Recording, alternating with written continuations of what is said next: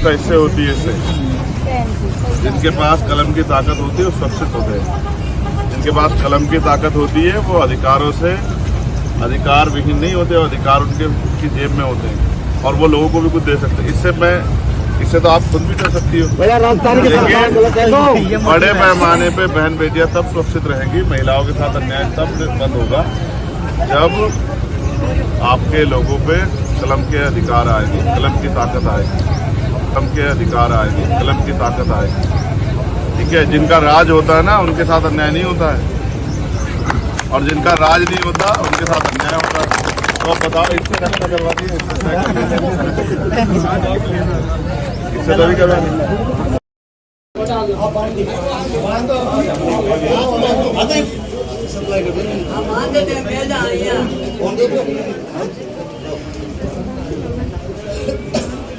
अरे बोतल ले लो, गिलास ले लो, सब ले लो। पानी पिलाओ जाए। अरे पानी लस्सी भाई साहब यहाँ तो नहीं पड़ेगा राजस्थान।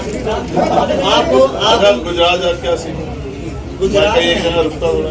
अच्छा ये भाई साहब एक पहला प्रोग्राम जब करवाया था ना तो यहाँ से एक पगड़ी भेज दिया, साफा भेजा था। मैं ये मध्य प्रदेश में कुछ और है सीखने को, फेसबुक पर महाराष्ट्र में कुछ और है सीखने को, और हम आपसे सीखते हैं। ऐसा है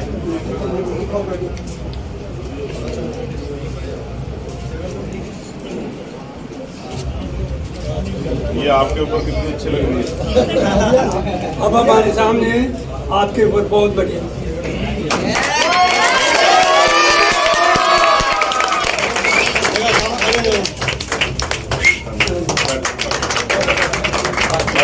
ये भी इसका भी सेवन करना। एक और बांध दो,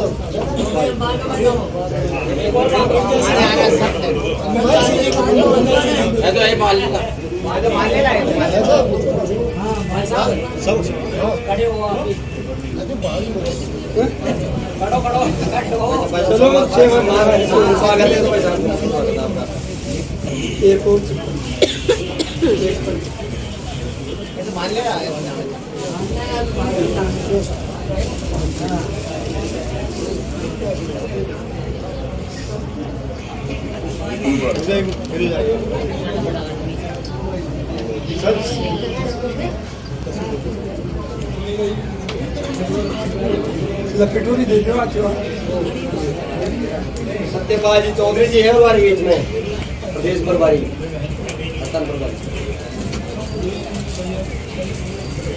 विकास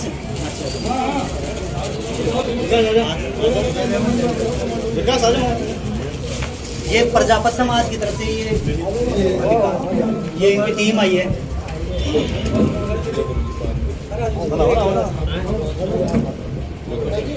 ऐसा भी ये विकास है, ये भी क्रांतिकारी साथी है यहाँ पर और अच्छी लीडरशिप रखता है प्रजापत समाज से। कब तक बटे रहेंगे मेरी समझ में तो आता नहीं। कमजोरों किसानों कमेरों को एकजुट हो जाना चाहिए वरना इस देश में उनके लिए कुछ ज्यादा बचा नहीं है।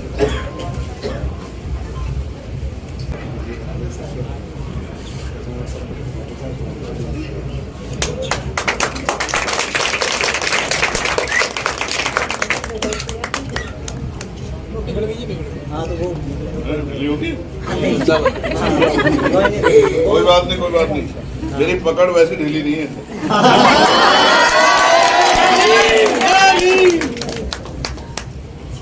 पगड़ी यदि आप लोगों को सबको पहनाई जाएगी ना, ये पगड़ी तो चलो आप सम्मान कर रहे हैं, लेकिन सच ये है कि समाज अभी ऐसी स्थिति में नहीं है जो पगड़ी की स्थिति बहुत मेहनत है।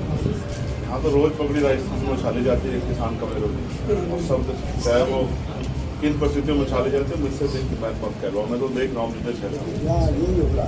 ठीक है, बहुत अन्याय है और स्पेशली जब बहन बेटे सेफ ना हो तो फिर कुछ कहने को नहीं। ठीक है, ना फसल सेफ है और ना घर की जो असल है जिसको इज्जत कहते हैं वो सेफ। बैठ जाओ, असल में वो लस्सी बहुत टेस्टी हो रही है।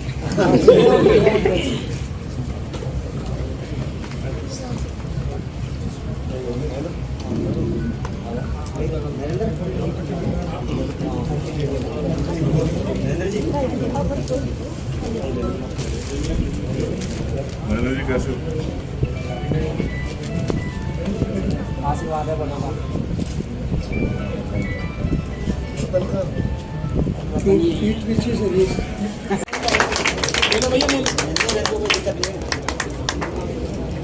बिना गुड़ खिलाए भी मैं आपके लिए मीठा ही एक आभार रामदेव हमारी सेवा करने की तरफ से आपको मीठा किया जाएगा।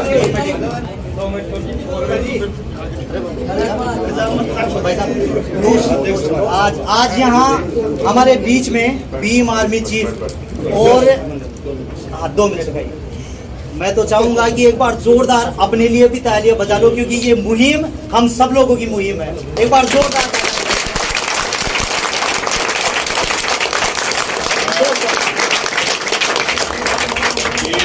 राजस्थान में और पहली बार 3 दिन में गांव में आने का निकलने का मौका मिला, और फिर आप लोगों के बीच में भाई सतपाल जी के द्वारा और हमारे छोटे भाई द्वारा जिस तरह का जो है ये एक अच्छा इंतजाम आपकी टीम द्वारा किया गया, मैं उसके लिए धन्यवाद करता हूँ।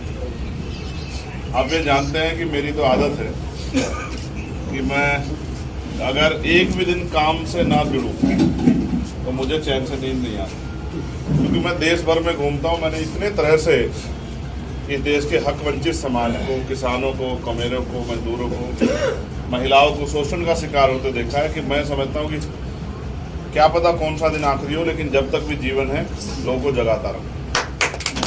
आज आपके यहाँ आने का मौका मिला है और मेरी आपसे यही प्रार्थना है कि अब तो जाग जाओ।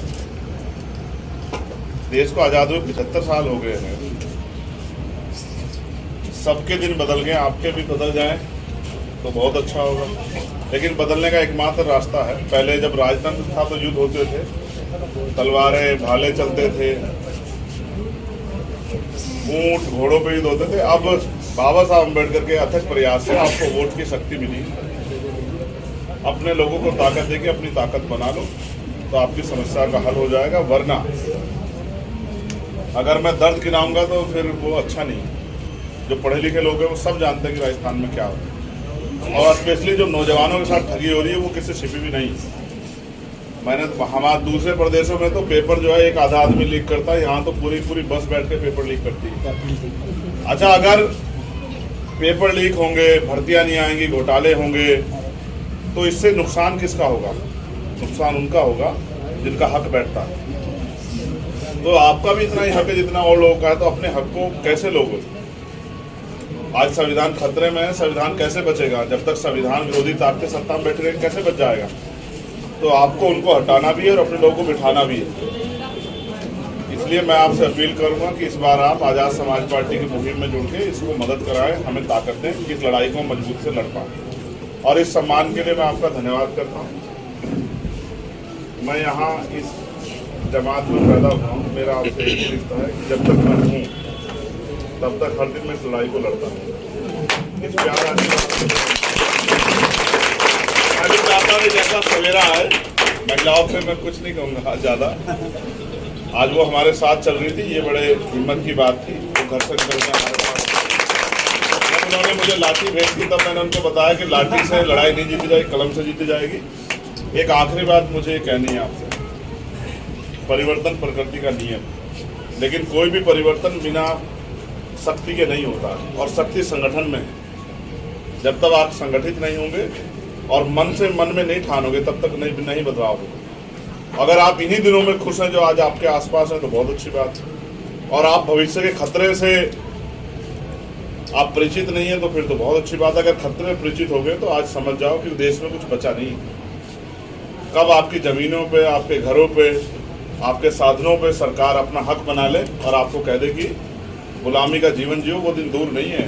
आज देश का संविधान बहुत बुरी तरह से खतरे में, और इन सब के रहते हैं, राजस्थान वालों के भी रहते हैं और दिल्ली वालों के भी रहते हैं, सबके रहते हैं।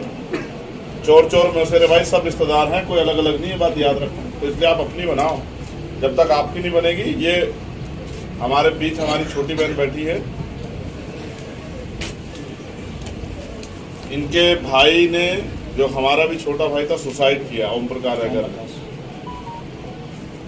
और अब मुझे आज कल ही प्रभारी जी ने बताया कि शायद वो उस मुकदमे में FIR लगा रहे हैं। और ये तब है बाबूजी जब उसने सुसाइड नोट लिख के उसमें नाम लिखा है कि इस व्यक्ति की वजह से कर रहा है। हाँ, इंडिविजुअल। अब फिर ये देखो कि उसमें FIR लग रही है, तो यानी कि आप जीते जी भी न्याय नहीं पा रहे और मरने के बाद भी न्याय नहीं पा रहे। नाम से तो आप ये बताओ कि फिर अगर ये सरकारें हमें जीते जी और मरने के बाद भी न्याय नहीं दे सकती, तो ये क्या है, सरकारें हमारे हितैषी हो सकती है? नहीं हो सकता। तो फिर हमें सोचना पड़ेगा कि हम इनके भरोसे कब तक रहें। तो इन हालातों से पार पा जाएंगे हम लोग जब हम हिम्मत बनाएंगे, एकजुट हो जाएंगे और लड़ेंगे। और वोट देने से नहीं जीतेंगे, दिलवाने से जीतेंगे। वही कर तो रही हूँ हमारी ये बहनें जाएंगी ना और अपनी सहेलियों को पकड़ पड़े कहेंगे चलो इस बार हमारे भाई को ताकत देना, तब बनेगी बात। भाई। ठीक है? भाई मैं पूरी कोशिश कर रही हूँ कि आपकी बार अपनी लोग आए और मैं आ जाओ। महिला अगर एक शब्द पे खींचेगा फोटो, सुन लो सर। ये लोग तो मैं हटा दूंगा, लेकिन घूंघट में जो फोटो खिंचवाएगा उसका फोटो नहीं खिंचवाएगा। भाई आप लोग हटो, अगर आपसे कोई वो हो सकती है इनको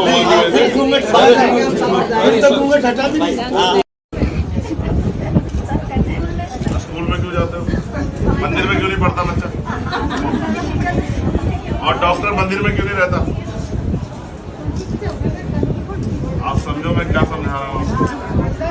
जब बीमारी होती है तो डॉक्टर के पास जाते हैं, और जब बच्चे को ज्ञान देना होता है तो स्कूल में लेके जाते हैं।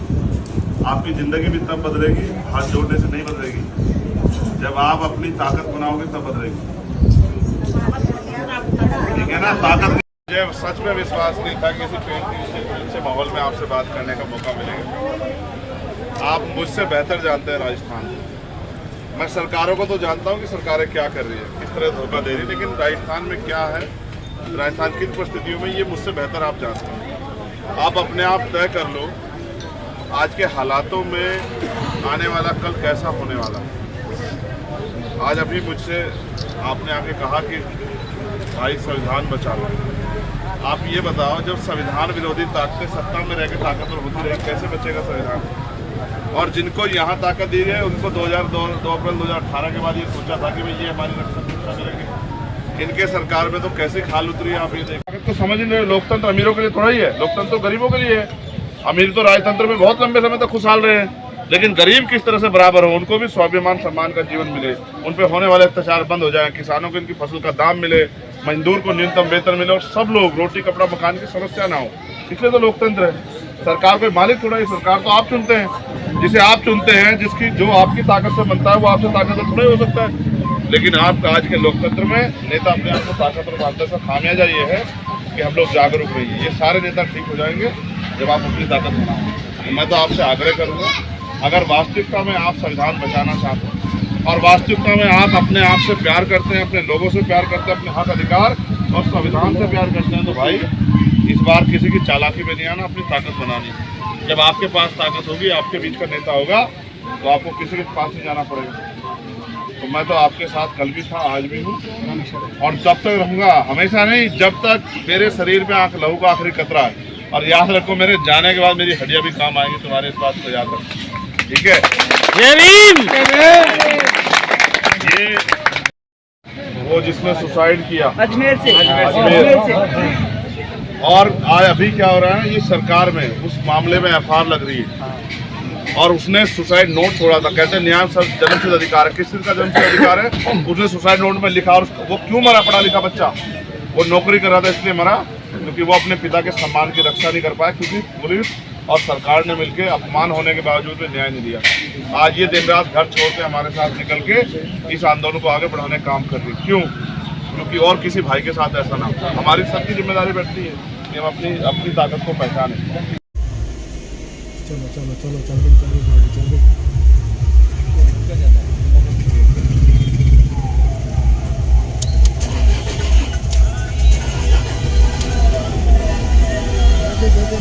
देख लिया दीदी मुझको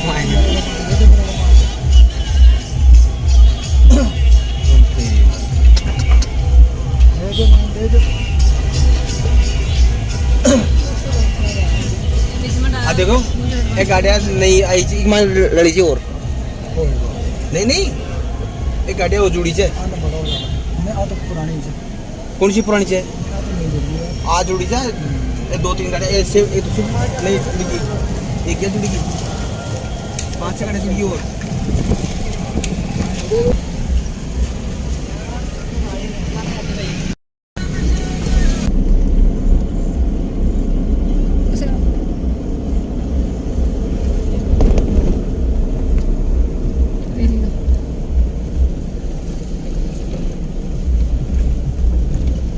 हमारे पीछे कौन है? हेलो,